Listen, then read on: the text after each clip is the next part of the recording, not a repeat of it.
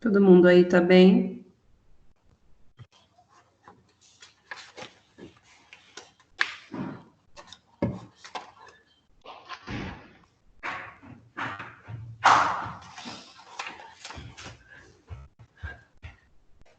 Ué, será que meu microfone tá funcionando? Me presta seu microfone, filho.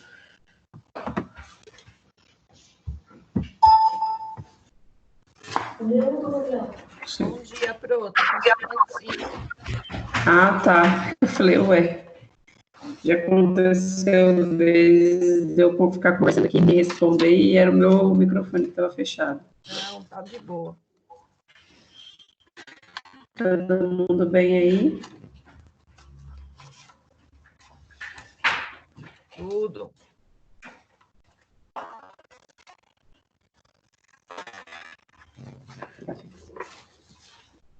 Bom dia, Dani. Bom dia, pessoal. Bom dia, Fê.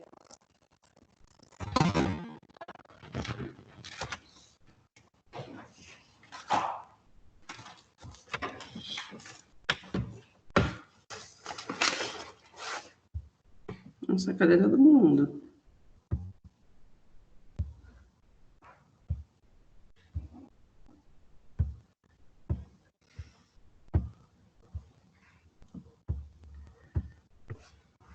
Nossa, hoje meu aplicativo tá bem lento.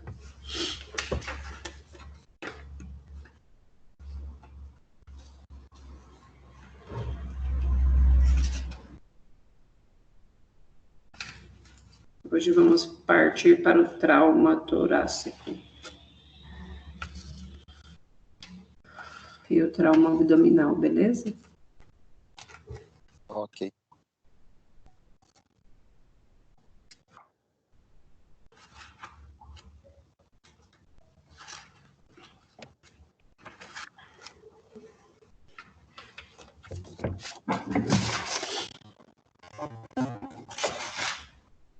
Deixa eu compartilhar minha tela com vocês.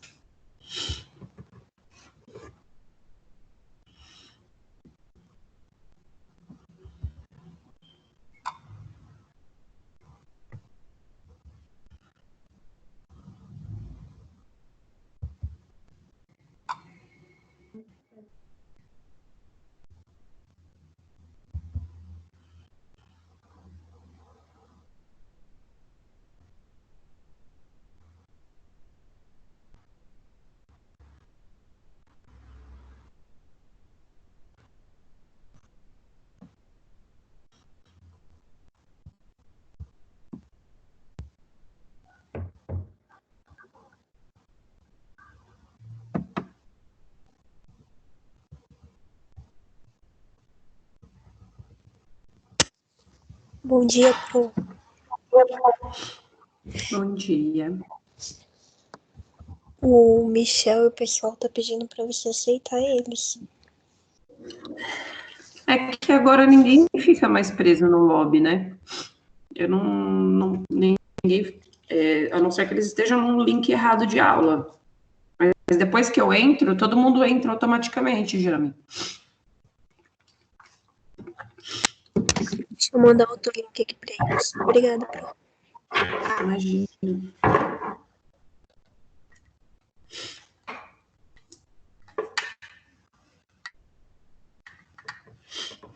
Deixa eu conectar meu fone aqui para testar. Vocês estão me ouvindo? Sim.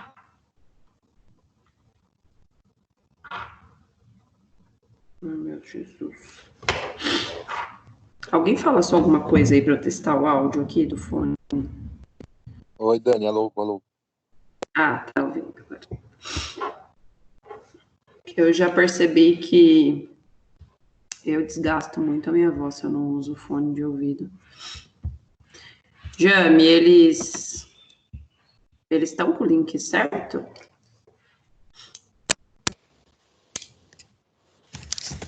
Então, mandaram aqui no grupo, aí eu mandei um conteúdo, pelo que eu entendo. Acho que ele estava no link errado. É, porque lembra que eu dei um link a primeira vez e depois eu fiz outro link. Será que eles não estão com o link antigo? Conseguiu entrar.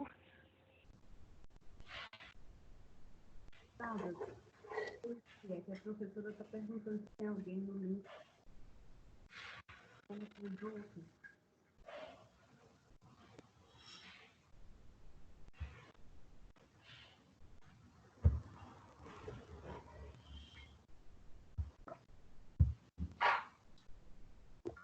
O Michel conseguiu entrar. É que agora eu não vou conseguir mais ver a minha tela.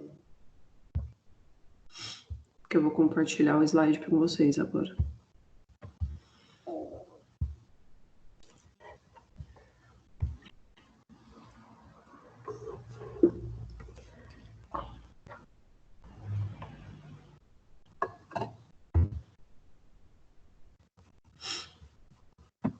Colocado que acho que vai.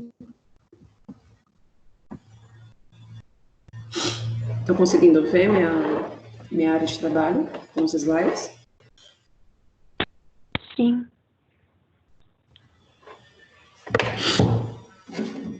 O pessoal está conseguindo entrar? Michele, quem você falou mais, Jami? Entrei, eu estava dentro. Beleza, então. Bom, gente, vamos seguir para trauma de tórax, depois trauma abdominal, tá? Bom, por que eu coloquei essas duas temáticas juntas, né? O trauma torácico, ele tem um importante impacto nos níveis de mortalidade, né? Ele tem, na verdade, baixo índice de intervenção cirúrgica, mas por ser um órgão vital aí de importante equilíbrio com relação ao sistema tampão do nosso órgão, ele geralmente desencadeia grandes processos de desequilíbrio, né? Então, quando um paciente tem um trauma torácico, ele desenvolve praticamente uma tríade, tá? E essa tríade geralmente está associada por uma hipovolemia, né? Então, ela geralmente esse paciente provavelmente vai evoluir a um choque. Sim, desculpa. Pelo baixo nível aí sanguíneo, né, geralmente ocasionado por traumas penetrantes, algumas vezes podem acontecer pelos traumas contusos também, quando vocês vão ver quais são os tipos de trauma torácico que nós temos. O outro tipo de desencadeamento que a gente tem com relação à morbimortalidade é a alteração da perfusão tissular tecidual, né? Porque aí a gente tem uma diminuição da ventilação, né, por esse trauma ocorrido, e aí os tecidos vão ficar com uma diminuição dessa oxigenação. E aí, em decorrência disso, esse paciente também vai ter um distúrbio com relação à acidose metabólica, porque se ele tem uma diminuição com a ventilação e com a perfusão tissular, ele vai aumentar o ácido lático. Então, quando colhe a gasometria arterial desse paciente, ele tem esse desequilíbrio aí encontrado, tá? E ele também tem uma alteração da pressão intratorácica, né? Já que ele sofreu uma forte pressão aí contra a parede. E aí essa tríade que eu falei para vocês, geralmente ela vai desencadear ou uma hipóxia, né? Ou uma hipercapnia, né? Que é aquele aumento da retenção de CO2, ok? Bom, então vamos aqui para o primeiro slide que eu peguei para vocês. Eu achei interessante fazer esse recorte de artigo, né, que é bem recente, foi publicado no ano passado. Se trata de um perfil epidemiológico de um hospital referência da região de Santa Catarina, tá? E aí, eles estudaram 119 formulários de pacientes que foram vítimas de trauma torácico. Eu achei interessante trazer para vocês, porque, olha só, evidenciam-se que desses, 70% eram homens, né? Desses ainda, eles evidenciam que desses traumas todos, 89% era fechado, né? Então, não teve foram uma contusão e não penetrante. 35% foi predominante de motocicleta. Olha aí de novo a moto sendo prevalente nos níveis de mortalidade. Não sou eu que falo, são os artigos científicos. Com lesão predominante de fratura de costelas, né, dos arcos intercostais aí. 53% desses pacientes foram submetidos a tratamento conservador, ou seja, não foram submetidos a tratamentos cirúrgicos, tá? Porém, isso não significa que eles não precisaram de uma descompressão da caixa torácica, que vocês vão ver do que se trata, tá? Então, o trauma torácico, geralmente ele vai resultar em pneumotórax, hemotórax, ou os dois, uma mistura de hemopneumotórax. E para que fique aí de uma forma mais fácil de vocês absorverem, toda vez que vocês ouvirem a palavra pneumo, se trata de ar. Então, o ar dentro da cavidade torácica, né? Hemo está relacionado a sangue. Então, sangue dentro da parede torácica. E hemopneumotórax, você tem a mistura desses dois, tá? E aqui, ó, fortalecendo o que eu falei para vocês, esses traumas, na maioria das vezes, são contusos e, na grande maioria das vezes, também são decorrentes de eventos de trânsito, ok? Bom, o que a gente tem de estratificação de traumas graves são o pneumotórax hipertensivo, porque tem outros tipos de trauma torácico, mas eles não estão dentro da classe de traumas graves, tá? Esses levam rapidamente a óbito se você não fizer uma descompressão da cavidade torácica ali do paciente, tá? Tanto que esses pacientes não é necessário que se faça exames de imagem, mas a clínica é soberana para esses atendimentos, tá? Então, a ATLS vem reforçar muito essa questão da propedêutica, da inspeção, né? Para que se faça tão rapidamente um processo de atendimento para que esse paciente tenha uma sobrevida maior. Então, eu tenho as classes de pneumotórax hipertensivo, hemotórax maciço, pneumotórax aberto, tórax instável, ok? Então, vamos falar aqui para nossa primeira parte, que é o pneumotórax hipertensivo. O que acontece nele? Como eu já falei para vocês, se é pneumotórax, tem entrada de ar, né? No pneumotórax hipertensivo, eu tenho uma entrada de ar dentro das pleuras, lembra, né? Eu tenho a pleura parietal e eu tenho uma pleura visceral, né?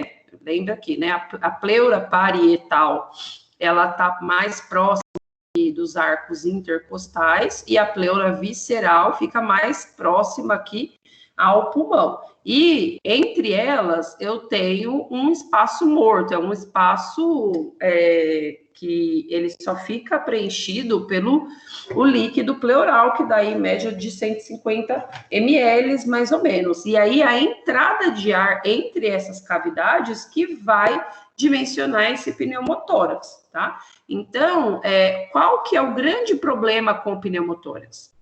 Antes da colisão do hipertensivo, antes da colisão, isso é muito estratégia protetora do ser humano, tá? Antes de ocorrer a colisão, o ser humano tem uma tendência a inflar o peito, né, de ar antes de colidir com alguma estrutura. Então, ele enche o peito de ar, vai bater, enche o peito de ar, tá? Porque é uma estratégia protetora. Até quando você vai de encontro a alguma parede, ao muro, vai cair, você prende o peito de ar, enche o peito de ar, porque você entende que vai faltar ar quando isso vai acontecer, tá? E essa circunstância, fazer esse movimento de encher o peito de ar, é que muitas vezes, né, faz com que ocorra o barotrauma. Quando você infla esse peito de ar no momento da colisão, é que vai ocorrer esse pneumotórax hipertensivo. Então, eu acabo fazendo com que eu tenha muito acúmulo de ar entre as pleuras, aqui, olha como vai ficar,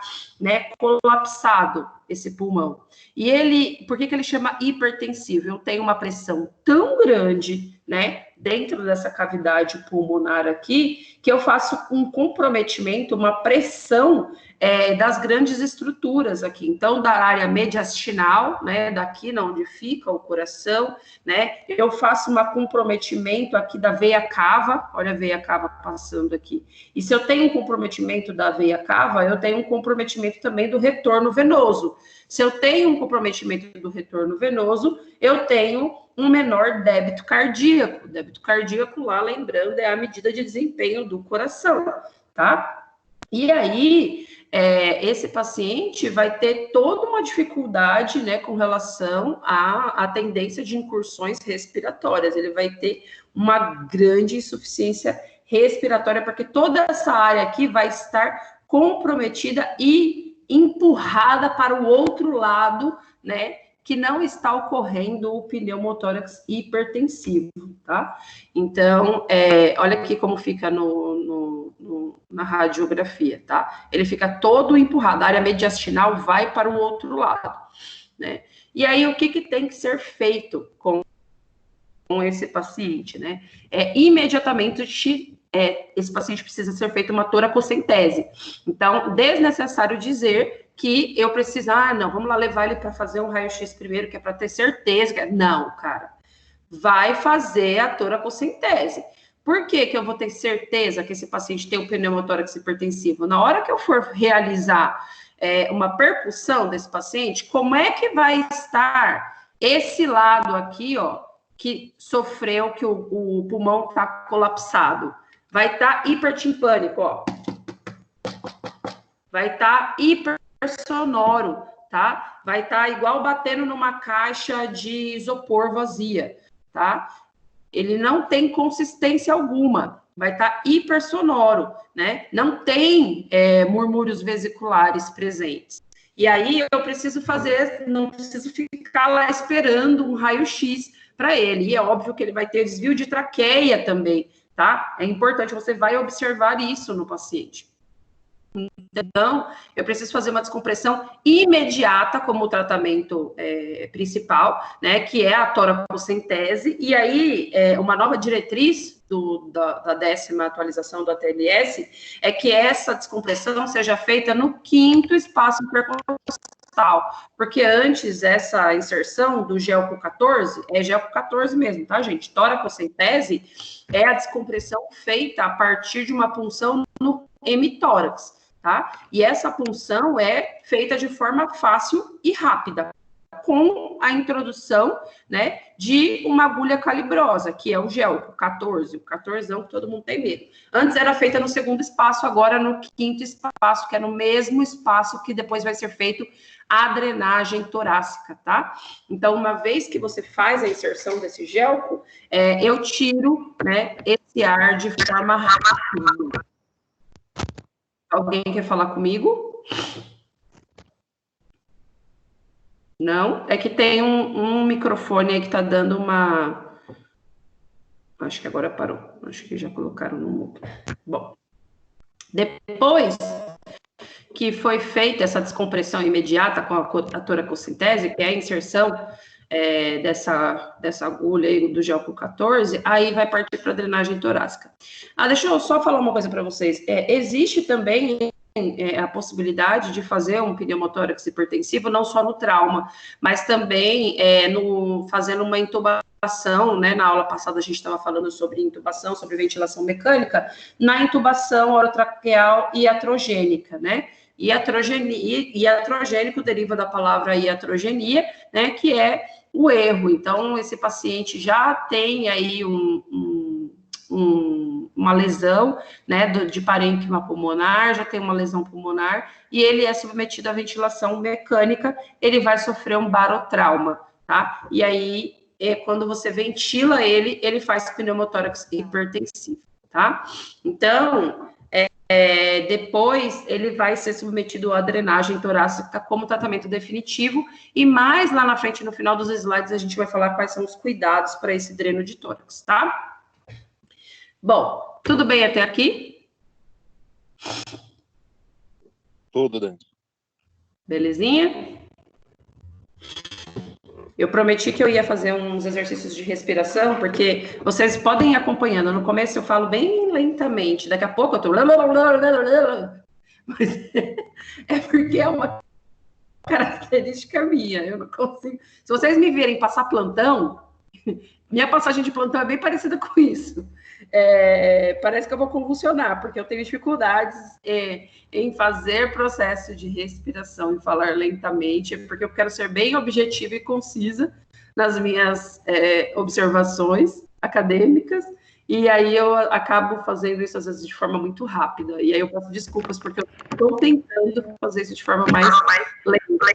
Quando eu estou lá na faculdade com vocês, eu consigo ponderar isso, porque eu fico andando de um lado para o outro, eu tomo a água, eu escrevo na lousa. Agora, aqui, olhando para um computador sem ver vocês, sem ver a expressão de vocês, porque às vezes vocês fazem uma expressão assim de fala mais devagar, aí eu já dou uma lentificada.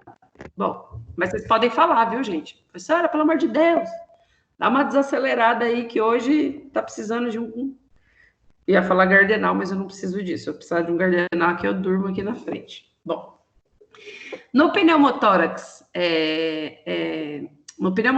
hipertensivo, né, vocês têm esse acúmulo de ar aí que faz uma pressão muito grande, né, dentro da cavidade torácica.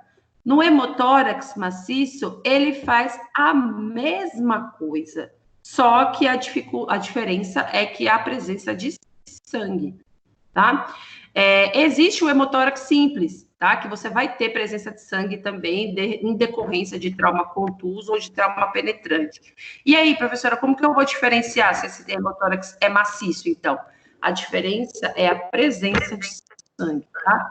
Eu tenho 1.500 ml. Eu só vou tirar o áudio aqui, porque tem um microfone que está fazendo uma hiperfonia aqui. E aí ele me dá uma desconcentração básica. Deixa eu ver quem está em sala, aproveitar. 22 alunos, olha, quase um recorde para essa sala. Dá um salve aí, povo, de bom dia. Adriana, Almerindo. Gente, cadê a outra Adriana? Bom Adriana. dia, bom dia. Bom dia. Salve geral. Cadê a Adriana Carioca, que eu nunca mais vi na aula? Edielson também nunca mais vi.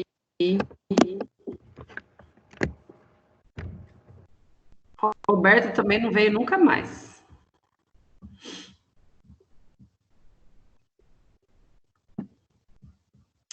Poxa, saudades. Que fique registrado.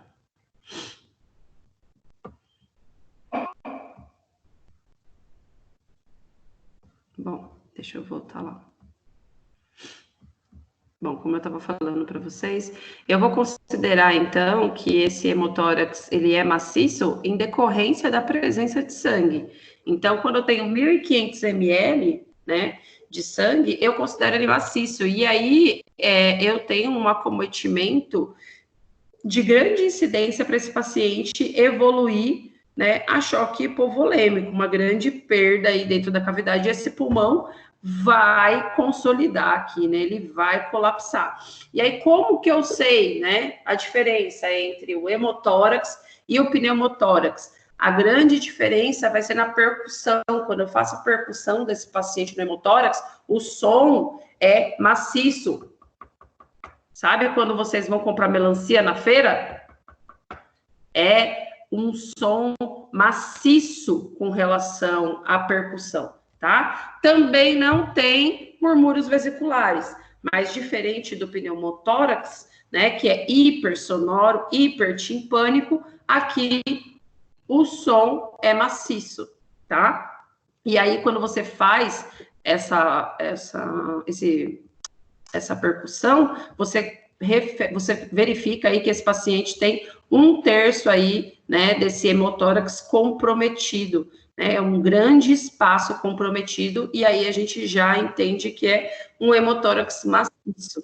E aí, eu vou ter que fazer, então, nesse paciente, como tratamento imediato, drenagem torácica, tá? Imediatamente. Então, a drenagem torácica vai ser essa inserção do tubo aí no hemitórax do paciente, também no quinto espaço intercostal. Lá na frente a gente vai falar um pouquinho sobre isso.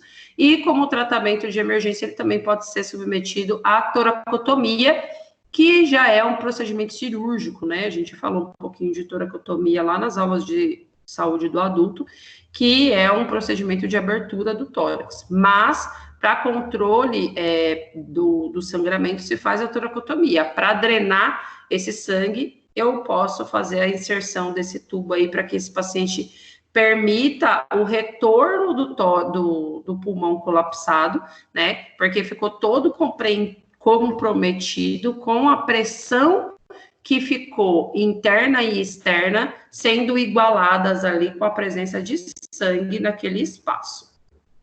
Bom, depois a gente vai ter aqui o pneumotórax aberto, né?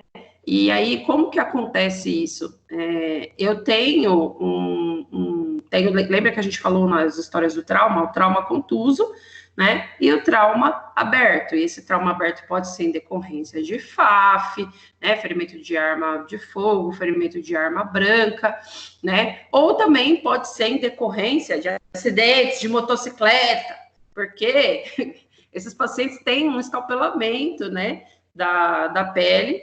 E aí, esse ar vai passar preferencialmente pelo local que ele tem menor resistência, tá? Então, se o diâmetro dessa ferida estiver maior do que 2/3 do que é o diâmetro que a gente tem da traqueia, né? Esse ar vai passar com mais facilidade por esse novo buraco, né? Olha aqui, que imagem bonita que nós temos, né? De um acidente de motocicleta. Então, se essa inserção aqui, né? Se essa ferida que for maior do que o diâmetro da traqueia, esse ar passa mais fácil por aqui do que pela traqueia. E aí vai acontecer a mesma coisa. O ar vai fazer com que esse pulmão colabe, tá? E aí eu vou levar ao pneumotórax, tá? O pulmão fica todo lá, murchinho. Lembra que eu falei já para vocês? O pulmão nada mais é do que uma bexiga. E aí, se eu igualo a pressão atmosférica com a pressão intratorácica, ele fica colapsado, tá? E aí, o que a gente vai fazer? Eu vou deixar essa imagem bonita aí para os motoqueiros ficarem avaliando bem, né? O que eu vou fazer nessa condição, né? Que o paciente apresenta esse tipo de situação, onde ele vai ter a passagem de ar pelo orifício que for maior do que o diâmetro da traqueia. Eu vou fazer uma técnica que parece bem simples, a olho nu você fala, é só isso que eu faço? Mas ela é muito dinamicamente boa e bem aplicada na urgência, tá? Que é o curativo de 3 pontos, tá? Ele é chamado de curativo de 3 pontos porque eu não fecho ele, tá? Eu faço exatamente isso, tá? Coloco lá 3 pontas, 3 fitas adesivos e coloco uma superfície plástica, tá? Tem que ser plástica, tá? Porque qual que é a fisiologia respiratória, né? Como que vai funcionar isso? Então, quando esse paciente inspirar, né? Essa sucção da ferida aqui, né? Esse plástico vai fazer com que esse buraquinho que faz com que o plástico colabe, né? Impedindo que o ar entre aqui, tá? Se você fecha no movimento expiratório, né? O que vai acontecer? Expira, o plástico sobe.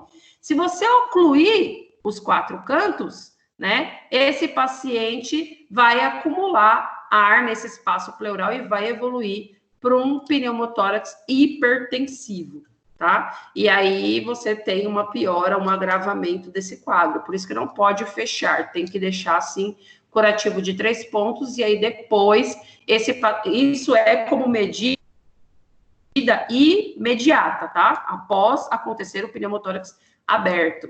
Depois, esse paciente tem que ser encaminhado aí para uma toracotomia também, para um procedimento cirúrgico para verificar a questão de sangramento E é óbvio, né, antes de ser submetido a exames de imagem para saber se realmente vai ser necessário, né? Ninguém abre uma cavidade tão importante como a torácica sem verificar se grandes estruturas foram prejudicadas ou não.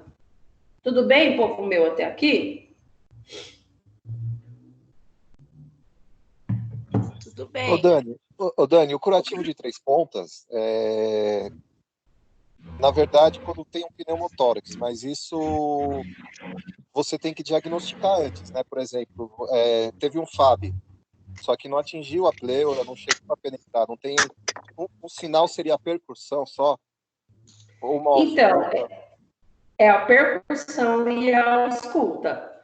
Porque você só tem certeza que esse paciente fez pneumotórax exatamente nessa condição. Você só vai aplicar o curativo de 3 pontos se ele fez o pneumotórax, tá? E aí você só consegue saber se você faz a ausculta. Se ele tem murmúrio vesicular diminuído, né, no hemitórax.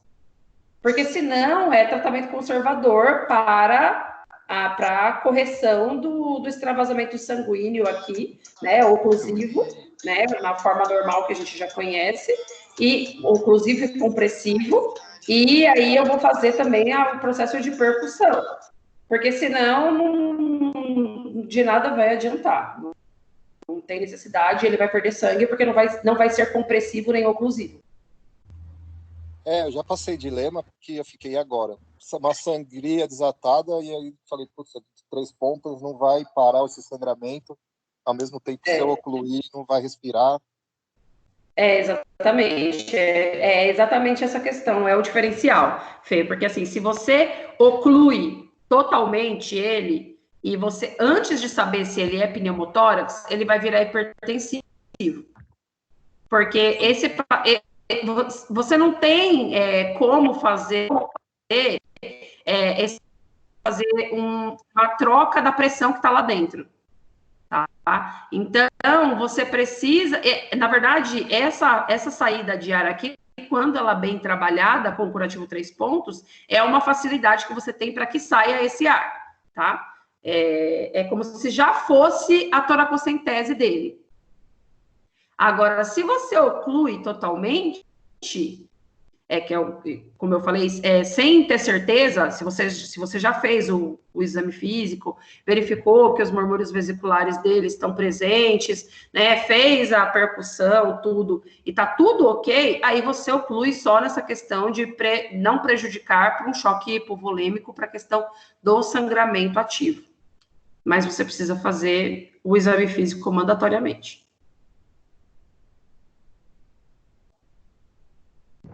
Ok, e a abertura dele é diferente? Se é para baixo, se é para cima?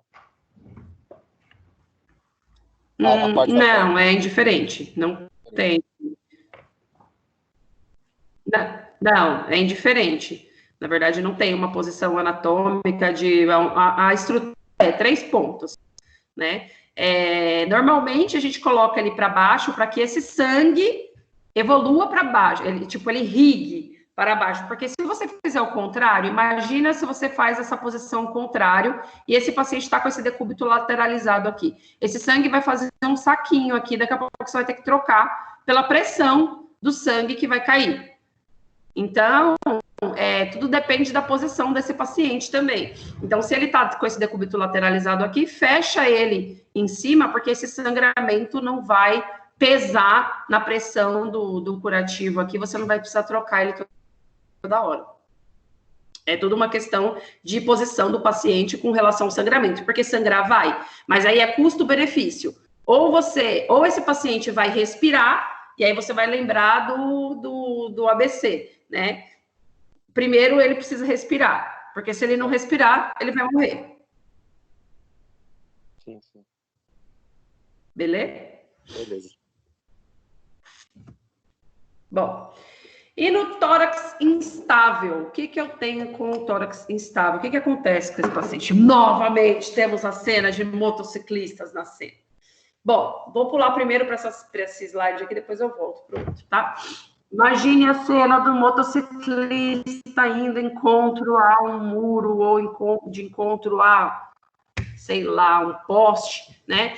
E aí ele fratura só uma parte do tórax, só esse pedacinho aqui, tá? E aí ele tem essas fraturas aí de 1, 2, 3, 4 arcos intercostais, né? E forma esse círculo aqui de fratura. Ele vai ter o que a gente chama de movimento paradoxal respiratório. Vou abrir minha câmera para explicar para vocês melhor o que é esse movimento respiratório paradoxal. Hoje eu tô de mano, hein? Que eu tô de toquinho. Senhora Manto. De toquinha, fone de youtuber. Bom, é assim.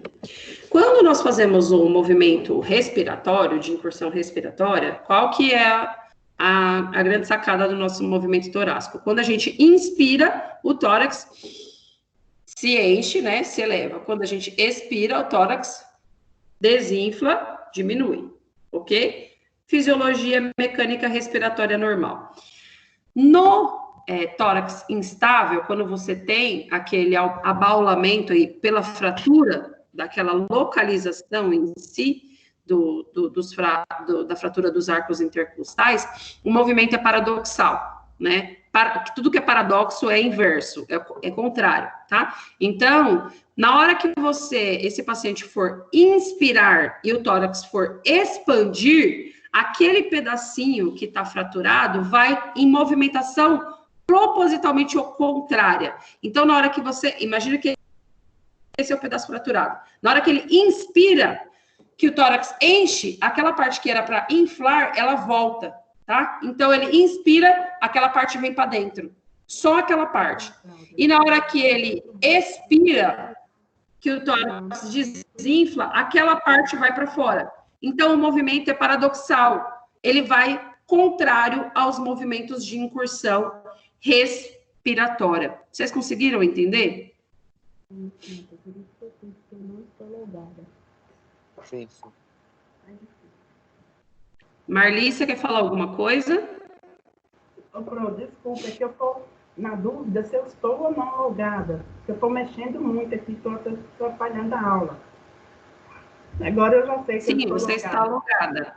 Tá bom, desculpa, Pro, perdão. Imagina. Bom, vou voltar aqui para a tela.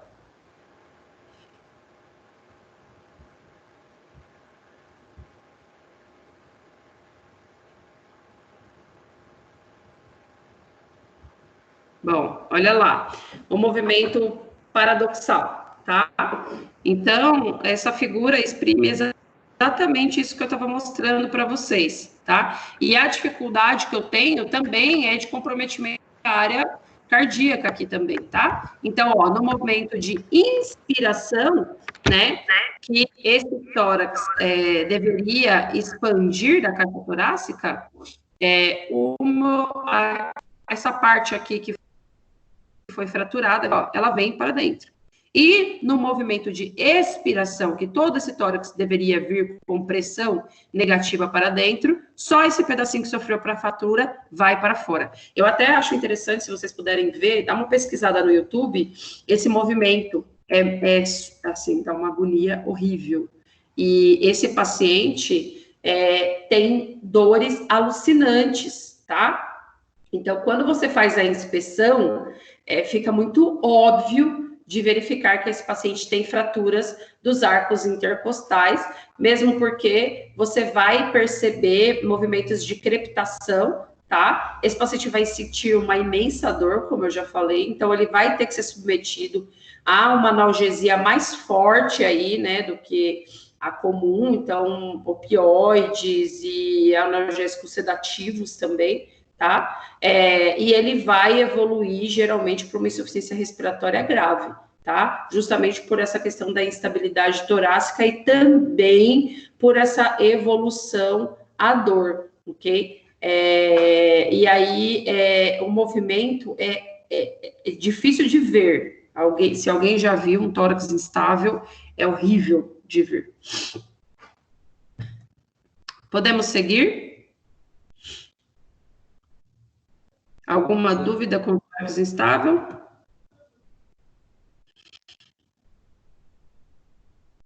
Temos aqui, ó, um raio-x, ó, evidenciando as fraturas. Aqui, ó, tá vendo? Aqui tem uma fratura, aqui tem outra fratura, aqui tem outra fratura. Então, esse pedacinho aqui é que faz o movimento movimento paradoxal do tórax instável.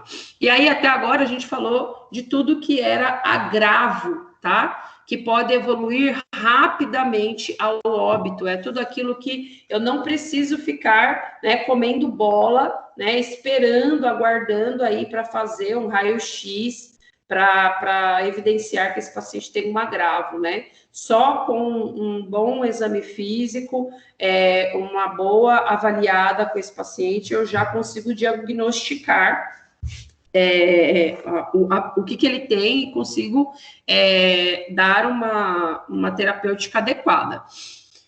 Agora, a gente, só para que vocês tenham uma ideia, porque essas outras condições também podem ser decorrentes do trauma, né?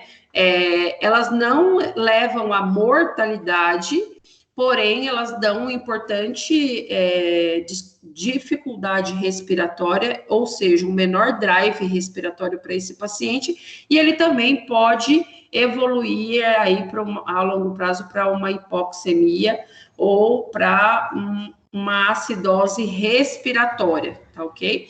Então, o pneumotórax simples tem a mesma fisiologia do que o pneumotórax hipertensivo, que eu falei que foi lá um dos primeiros slides. A diferença é que eu não tenho esse movimento de hipertensão, né,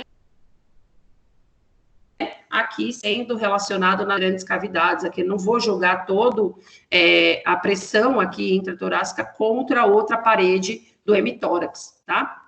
Então, vocês vão ver isso não só em trauma, mas também na passagem de acesso central, tá? Às vezes ocorre lá, o médico está passando um acesso central aqui na subclávia e, puf, fura a pleura visceral aqui e entra ar, fura a pleura parietal e entra ar aqui no espaço pleural desse paciente. Aí, às vezes, esse paciente evolui para um enfisema cutâneo, né? Você pega no paciente, fica parecendo Cheetos, sabe? Quando você pega o salgadinho, faz crack, fica crocante, né? E aí eu não preciso necessariamente fazer uma punção para que esse paciente alivie esse ar que ficou em decorrência do pneumotórax simples, tá, gente?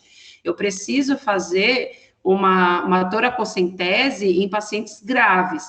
E não necessariamente preciso fazer uma toracocentese em todos os pacientes de pneumotórax simples, tá? Vai depender da evolução desse paciente e da dificuldade respiratória que ele se encontre.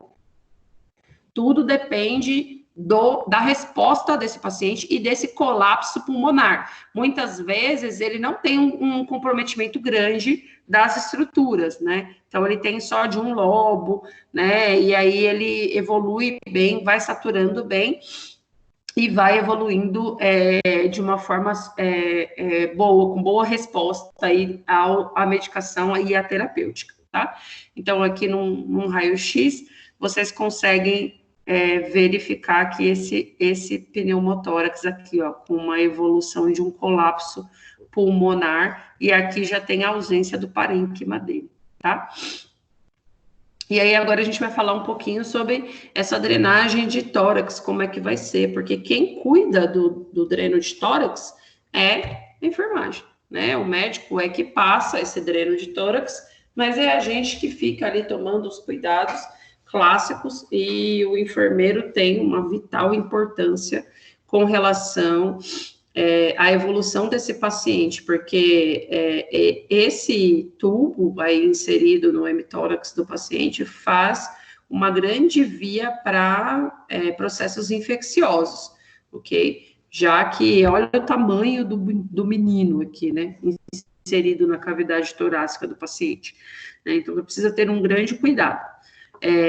Um grande cuidado também que precisa ser avaliado com relação à enfermagem, não só da manipulação, é de verificar o sítio de inserção, né? Então, não só o material em si, mas a pele desse paciente, né? E a manutenção diária dele, né? Com relação à higienização. Então, gente, vai ficar um pouquinho comprido, mas é o que vocês precisam fazer e precisam saber, tá? Então, desnecessário também dizer que toda vez que for manipular esse dreno, né, precisa lavar as mãos e higienizar, né, estar devidamente paramentado antes de manipular, né? E aí, toda vez que for mexer com esse dreno, precisa clampear, né, o dreno. Então, vai dar um banho de leito nesse paciente, vai manipular o paciente, vai fazer uma antisepsia aí no dreno, né? Precisa clampear, né? O que é clampear? Para quem não conhece, isso daqui é um clamp. Estão vendo aqui, ó, eu mexendo no mouse? Esse clamp tem na maioria dos dispositivos que são utilizados para procedimentos invasivos. Então, cateterismos também tem. Então, uma vez que eu fecho ele, eu impeço a passagem de ar, tá? E aí, eu preciso manter esse selo de água. Vai falar, ué, mas é selo de água? Por que tá com soro fisiológico?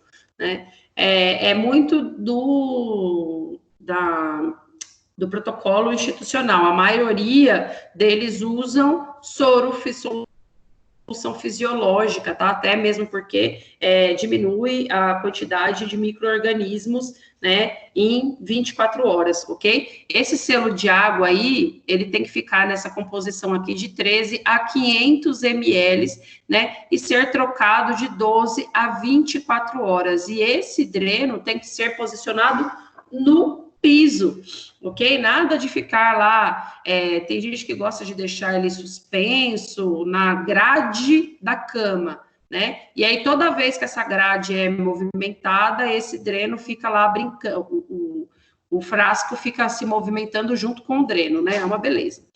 Não pode, tá, gente? Tomem cuidado com relação a isso.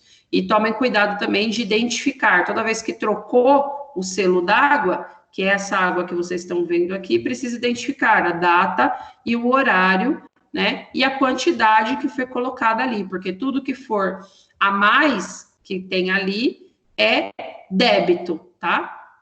Bom, o débito vai ser tudo que for, né, acrescentado ali daquele dreno, porque o que eu for colocar a mais dali, se for uma questão de presença de sangue, ele vai ser debitado dali. Então, pode ser que tenham secreções serosa, serohemática, só hemática, né? Ou secreções purulentas, né? Se esse paciente tem um empiema, por exemplo, né? E aí eu tenho que verificar, mensurar esse dreno, preferencialmente a cada 6 horas, tá? E aí eu vou fazer isso na evolução do enfermeiro, né? Da sua pertinente ao seu plantão, e sempre registrar esse aspecto, tá? Como eu falei, inspecionar essa troca diária do curativo de incumbência da equipe de enfermagem também. E aí, se não houver um hemotórax, se for a questão de pneumotórax, precisa verificar a oscilação, né? Também, independente de pneumo ou se hemotórax, precisa verificar a oscilação da coluna líquida ali. No movimento de inspiração, né, essa coluna deve subir, e no movimento de expiração, a coluna deve descer. Por que tem que ficar de olho? Porque ou esse tubo tá entupido, né, tá obstruído, e aí eu preciso ordenhar, pode ser que tenha a presença de um coágulo, alguma coisa, ou tem um acotovelamento, tá? Já vi acontecer muito. Esse dreno entrou aqui, né? O médico passou o dreno e, de alguma forma, ele acotovelou, fez uma quina aqui, tá? E aí não borbulha mais, tá? Se não borbulha mais, algo tá errado, né? Então, ou tem a presença de um coágulo aqui que você vai precisar ordenhar, e óbvio que para fazer essa ordenha aqui precisa ter muito cuidado, porque eu não sei se vocês estão percebendo, mas esse dreno, ele é suturado à pele do paciente, tá? Então, por favor, Cuidado na hora de fazer essa ordenha mesmo, igual ordenhar uma vaca, tá? Para tentar tirar esse coágulo. Se não funcionante, verificar aí com o serviço de radiologia para ver se não tem um acotovelamento desse dreno, ok? E aí falei, né, atentar para a presença de vazamento ou risco de desconexão, né? Esse paciente, preferencialmente, manter a cabeceira do leito elevada, né, para facilitar a drenagem desse paciente, né? E verificar sempre essa questão de manter o dreno sob aspiração contínua, ok? Para melhorar essa questão de frequência do borbulhamento do paciente. Bom, cuidados no transporte. Geralmente, quando a gente vai levar esse paciente para fazer um raio-x, uma tomografia, ou para transportar ele de setor, o que a gente faz? Pega o frasco, esse frasco aqui, e coloca sobre o leito do paciente, né? Ou deixa ele pendurado ali no cantinho da cama.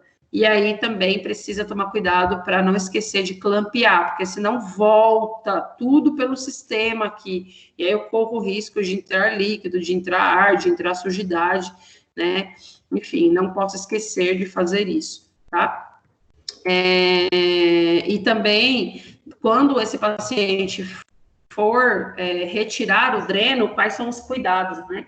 Então, em 24 horas, esse paciente tem que ter um débito, né? Se ele passou o dreno para debitar secreções serohemáticas, ele precisa ter um dreno inferior a 100 ml em 24 horas, tá? Então, drenou lá, verificou que o débito foi superior a isso, não é indicativo de retirada do dreno, tá? Esse líquido aí não pode estar muito de aspecto líquido mesmo, tem que estar aí bem seroso, e tem que ter ausência de bolhas de ar, porque se tiver presença de bolha de ar, significa que ele ainda tem presença de pneumotórax, né? Além de avaliar essa melhora do padrão de incursões respiratórias e expansibilidade pulmonar. Ele está respondendo bem com relação à saturação de oxigênio, né? Está fazendo uma boa troca gasosa, né? Movimentos respiratórios estão ok. Se sim, ele já está pronto para sacar o dreno, tá? E aí a ordem do slide ficou um pouquinho, desculpa, em vez de colocar o hemotórax simples perto do pneumotórax simples, eu joguei ele por último, né? E é o mesmo padrão fisiológico, tá? Eu vou ter presença de sangue lá na cavidade pulmonar, tanto por uma contusão, né, pulmonar, ou por uma contusão, ou por um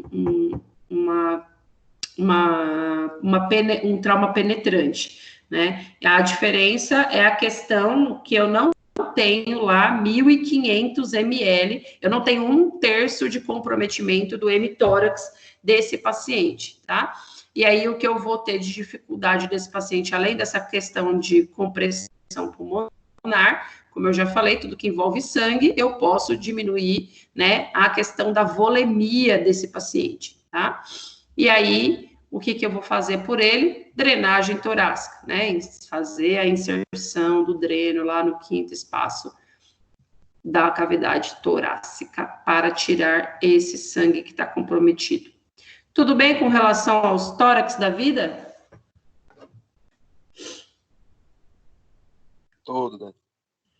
Podemos passar para o abdômen? Sim. Ó, temos um abdômen aqui bem traumático. Bom, com relação ao trauma de abdômen, o que eu posso evidenciar para vocês? Primeiro, que vai ser aquela regra de ouro da urgência, né? Com relação a avaliar a cena e avaliar o paciente e, presumidamente, eu identificar o que pode ter ocorrido com ele. Porque o trauma abdominal fechado, em muitas das... Esse daqui ficou bem óbvio, né? Que esse paciente está evoluindo para uma gravidade, né? E lembrando que aqui eu tenho grandes vísceras, eu tenho uma grande uma importante cavidade, né? Eu tenho a aorta aqui, né? Eu tenho grandes vasos calibrosos passando por essa cavidade abdominal aqui, ou seja, esse paciente tem grandes chances de evoluir para o choque hipovolêmico também, tá? Então, as lesões abdominais que não são avaliadas de formas coerentes e relacionadas com a cinemática do trauma, geralmente ela evolui aí como uma causa evitável de morte em decorrências das vítimas do trauma. Se você não avalia, né, essa cinemática que a gente viu lá nas nossas aulas anteriores, ele pode ele pular esse passo, porque eu não avaliei esse paciente de forma correta, tá? Então, com relação aos mecanismos de trauma, olha ele aí de novo, a motocicleta está em primeiro lugar aí, junto com o atropelamento como mecanismo de trauma, né, de maior incidência para os traumas abdominais, tá? Então, seguindo do atropelamento, eu tenho grande incidência desse percentual. Tá? E aí depois tem as menores incidências como queda, agressão física, né? Acidente automobilístico, gente, olha lá, tá com baixo percentual com relação a esses acidentes de trauma abdominal.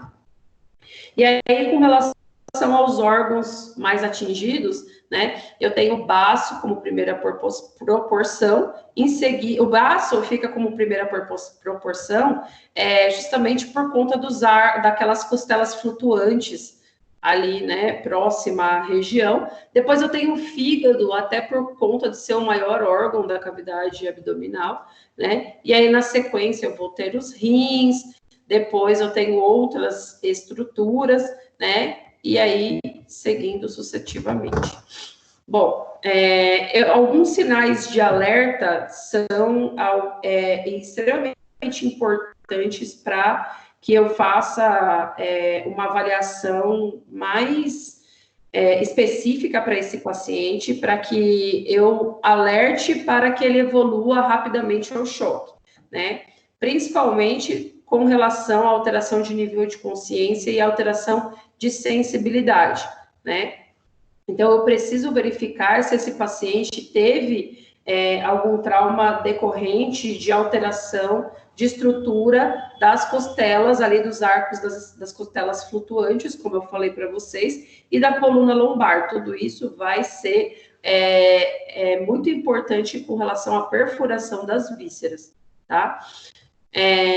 Uma perda prolongada de contato com o paciente também de forma antecipada, tá? E aí, isso também mostra para a gente que pacientes que apresentam sinal do cinto de segurança, que vocês vão ver lá na frente, eles têm forte suspeita de lesão intestinal, tá? E vocês vão ver por quê. Bom, eu tenho algumas classificações com relação ao trauma abdominal, como que ele se divide, né? Então, ele também, como os outros traumas, também são divididos entre contuso, né, e penetrante, e aí eu tenho fechado ou aberto, e um outro tipo que a gente vai falar a seguir. O trauma fechado é um dos maiores incidências que a gente tem, tá? E é um dos mais perigosos também, porque como é uma forma presumida, e eu não estou vendo nada, fica muito fácil desse paciente evoluir, né, com um prognóstico ruim. Então, lembra lá da energia cinética que eu falei para vocês, né? Ele vai ter essa energia toda sendo propagada aí contra o volante, e aí esses órgãos internos vão ser esmagados, e aí vão sofrer ruptura, né, das grandes paredes abdominais. E aí, a partir disso, desculpa, pulei sem querer. A partir disso, eu posso ter, além de grandes choques hipovolêmicos, sangramentos não evidenciados. Bom, no trauma abdominal aberto, né, esse paciente tem o trauma penetrante propriamente dito, né? Então, já pode ocorrer também por acidente automobilístico, então, num capotamento ou dependendo do posicionamento desse paciente, tá? Ou, mais propriamente dito, por pacientes de vítima de projéteis, de arma branca, arma de fogo, e aí, em decorrência disso, ou ele tem a fixação desse objeto, ou ele tem o que a gente chama de evisceração, é como vocês estão vendo aqui no canto direito da tela. Um outro tipo de classificação que é pouco evidenciada, porque era um motivo de, vamos falar assim, eles usavam isso na Idade Média como castigo, era o empalamento, né? Então, hoje a gente vê muito sendo caracterizada como corpo estranho, né? Mas ele também está dentro de trauma abdominal. Então, é a introdução de corpo estranho aí nas cavidades vaginais e anal, tá? Então, dependendo do tamanho do objeto, ele se faz perfurante e penetrante nas cavidades aí, e aí eu faço também um importante sangramento na região peritoneal desse paciente, tá? E aí, o que eu vou avaliar com relação a sinais e sintomas importantes que podem evoluir a choque, né? Principalmente dor na localização do trauma, né? Esse paciente vai ter um peritonismo, então, e aí ele evolui para o que a gente chama de abdômen tábua, né? Fica extremamente enrijecido, tá? E isso já é um alerta para o sinal de choque hipovolêmico, tá? Pode ser que essa parede já está entumecida com presença de sangramento importante, além, né, dessas fraturas dos arcos flutuantes, né, que são as fraturas das costelas inferiores. Presenças de equimoses, né, na parede abdominal, também na bolsa escrotal ou na região ali dos flancos, tá? Pode ser indicativo de trauma abdominal, ok? Tomem cuidado que também às vezes aparece equimose ali na região um pouco abaixo, no dorso e no tórax, tá? E próximo ao mamilo. Isso também é indicativo de trauma abdominal. Além do que eu já tinha falado sobre o sinal do cinto de segurança, né? E precisam ser avaliados, né, de forma criteriosa, né, com um exame físico apropriado, sangramentos na região uretral, vaginal e reto. Então, aqui o que eu falei para vocês, né, equimose na região aqui, ó, inferior abdominal, e aqui abaixo da linha do tórax, próximo à região inframamilar, né, e aqui que eu posso ter lacerações das alças intestinais, que é o sinal do uso do cinto de segurança, tá? E aí, o que a gente vai fazer como investigação diagnóstica para esse paciente? O que se faz, né, nesse novo, que ainda se faz, né, porque já se fazia antes. Existem duas formas que a gente faz para esse paciente, para evidenciar o diagnóstico, dependendo da evolução desse paciente, tá? No trauma desse paciente que esteja apresentando estabilidade hemodinâmica, ou seja, o paciente não está evoluindo com gravidades aos seus sinais vitais, além de fazer o exame físico, né, porque eu vou presumir tudo esse tipo de gravidade, eu encaminho esse paciente para um ultrassom simples de abdômen, além da tomografia da parede abdominal desse paciente, se ele estiver estável, ok? Porém, se esse paciente estiver apresentando, né, uma instabilidade hemodinâmica, ele vai ser submetido a dois componentes, tá? Do ATLS. Um que a gente chama de LPD, que é o lavado peritoneal diagnóstico. Esse é utilizado menos, tá? Bem menos, muito menos, em percentual, do que o FAST. Mas eu vou falar um por vez para vocês, tá? E vocês vão entender por que um é mais utilizado do que o outro. O LPD, que é o lavado peritoneal diagnóstico, ele é um tratamento invasivo, tá? Embora ele seja invasivo, ele é feito de forma rápida, né? Eu vou mostrar um slide aqui para vocês entenderem melhor. Esse LPD, ele é como se fosse um tratamento via... com catéter de lavagem peritoneal, tá? Então, é inserido um catéter no peritônio aqui do paciente, como se fosse aqueles pacientes que são submetidos à diálise peritoneal. E aí, aqui é inserido 1.000 ml de solução fisiológica, tá? Podem ver que aqui na imagem tem dois orifícios de entrada aqui. Um que você vai ejetar o soro e o outro que vai receber. É como se fosse o paciente que é submetido à lavagem gástrica por carvão ativado. A diferença é que no carvão ativado a gente só insere de uma vez e ele volta pela outra, né? E aí, a gente insere essa solução fisiológica, a gente não, né? Uma equipe médica, insere essa solução lá, e aí essa solução lava o peritônio do paciente e retorna. Se ela retornar aí, então, com sujidade hemática, né, com fibras, ou até mesmo com a presença de bile, significa que esse paciente precisa ser submetido a uma laparotomia exploradora, né? Significa que eu preciso abrir toda a cavidade desse paciente e encaminhar ele, as ordens estão contrárias, preciso encaminhar ele ao centro cirúrgico, abrir toda a cavidade abdominal para ele ser conduzido aí a um procedimento cirúrgico chamado laparotomia exploradora, né? Evidenciar se ele tem ou aonde é esse sangramento, aonde ocorreu, tá? Então, para que se faça isso, preciso primeiro estancar todo e qualquer sangramento ali da região,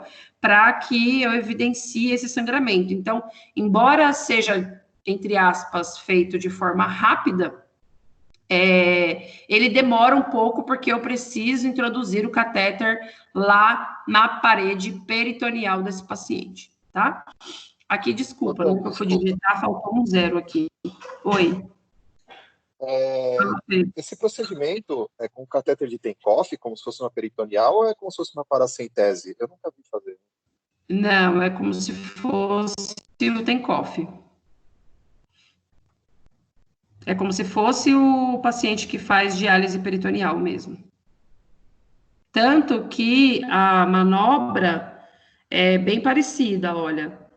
As bolsas de solução são bem parecidas e a técnica é muito similar. Só que por ser um pouco mais, além de ser invasiva e requer um pouco mais de tempo para fazer, o LPD é muito menos requisitado nas práticas de ATLS do que o FAST, por ele ser invasivo. E também dá para fazer em criança, tá, gente? Em criança, eles usam aí 10 ml de solução fisiológica por quilo em crianças, tá? Por isso que aqui não é 100 ml, faltou um 0 aqui na hora que eu fui digitar. Tudo bem com relação a isso? Ok. E aí,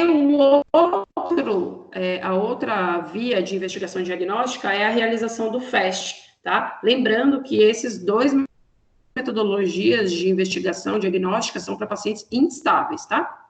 O FAST, ele tem esse nome em decorrência das suas siglas que são em inglês, tá? Então, é Focused Abdominal Sonography for Trauma. Então, ele faz a busca de líquido aí na cavidade, tanto precordial, né, porque esse paciente pode evoluir aí por um acúmulo de sangue aí no saco cardíaco, né, mas também com relação aos hipocôndrios e na região de fundo de saco também, tá? Então, ele é um ultrassom, mas ele é mais indicativo para pacientes que estão apresentando sangramentos, tá? Então, ele avalia muito mais essa questão de fluidos nas cavidades, tá? Então, por ele não ser invasivo e por você poder repetir quantas vezes você quiser, ele é muito mais presente, né, e mandatoriamente utilizado nos prognósticos aí do ATLS, e aí uma vez a presença de sangue nas cavidades abdominais, esse paciente também é encaminhado para o procedimento de laparotomia exploradora, tá? Então, ele também é um exame de imagem, mas a diferença é que o foco dele é para a presença de fluidos livres nas cavidades. Beleza? Tudo bem até aqui com relação ao FAST? Beleza. Tudo bem. Bom, com relação... eu aqui, ó, dói de espanhol, atendimento. Achei necessário descrever isso daqui, porém a maioria já sabe, né? Com relação aos traumas em qualquer localidade, mas principalmente na região abdominal, não se pode remover nenhum desses objetos encravados, né? A remoção dele pode levar a um prognóstico muito pior, porque ele deve estar fazendo aí a homeostase de alguma artéria, de algum órgão importante, né? Quando ocorrer essa evisceração, que é aquilo que vocês viram aqui numa imagem não muito bonita, né? Acho que tá aqui. Quando ocorrer a evisceração aqui, né? Saiu as tripas para fora, não pode empurrar para dentro de volta, por mais feia que pareça, tá? Então, o mais indicado aqui nessa circunstância, porque aqui ainda saiu um pouquinho dessa evisceração, mas ocorrem eviscerações, né, ou até em pós-operatório, tá, gente? Já vou falar isso. Às vezes ocorre em pós-operatório, ocorreram eviscerações, né? Abre a parede abdominal aí, e aí as vísceras caem tudo para fora, né? O mais indicativo é pegar o pano mais estéril e limpo que você tiver, molhar com solução fisiológica, cobrir e deixar ele o mais úmido possível, encaminhar esse paciente rapidamente para o centro cirúrgico. Nunca empurrar para dentro, porque eu tenho grandes condições, né, de provocar entorses aí nessas alças intestinais e provocar um pior prognóstico para esse paciente. Opa, bom. Tudo isso eu já falei. Obrigada. Alguma dúvida, gente?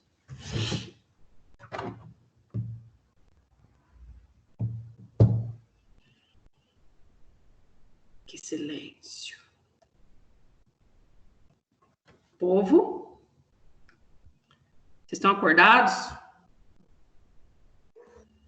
Sim. Eu tô acordado. Sei.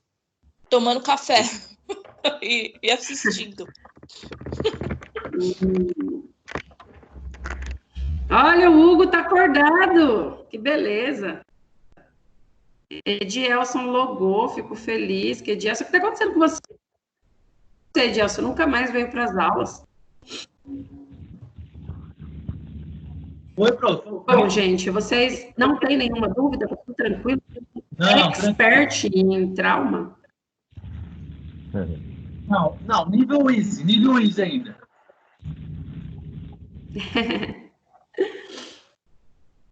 Bom, gente, então, por hoje é só. Na próxima a gente se encontra. E Obrigado. se cuidem, tá bom? Até segunda. Valeu a aula. Obrigada, Beijo, Dani. querida. Beijo. Obrigada. Beijo, Merindo. Boa semana da senhora. Boa semana para nós. Obrigada. Tchau, Dani. Obrigado. Tchau, tchau. Obrigada a você, Fê. Pro. Tchau, Jame.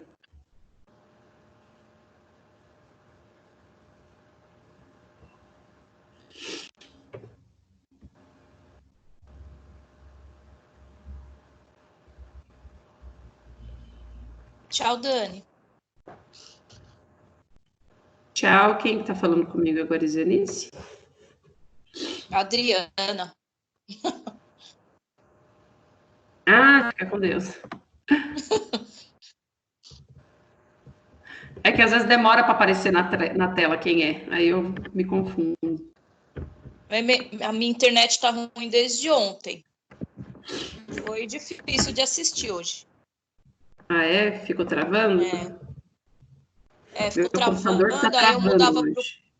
Aí mudava pro 4G, aí travava, aí mudava para a internet de casa, ficou assim.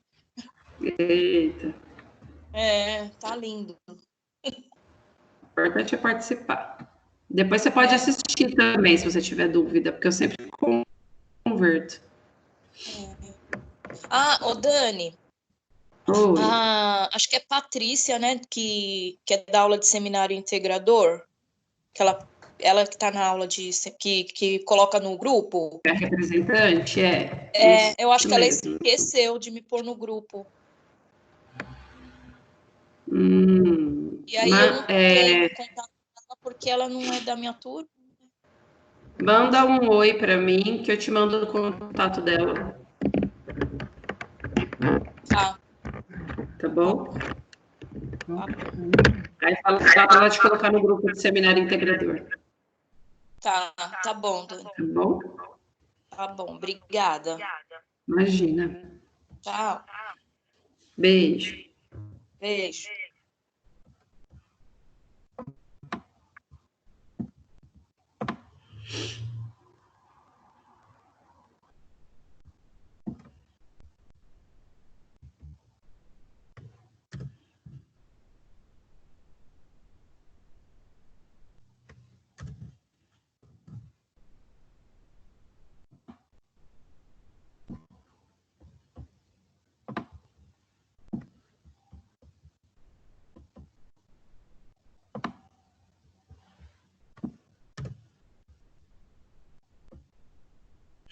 E o Cenícia, Edneia, alguma dúvida?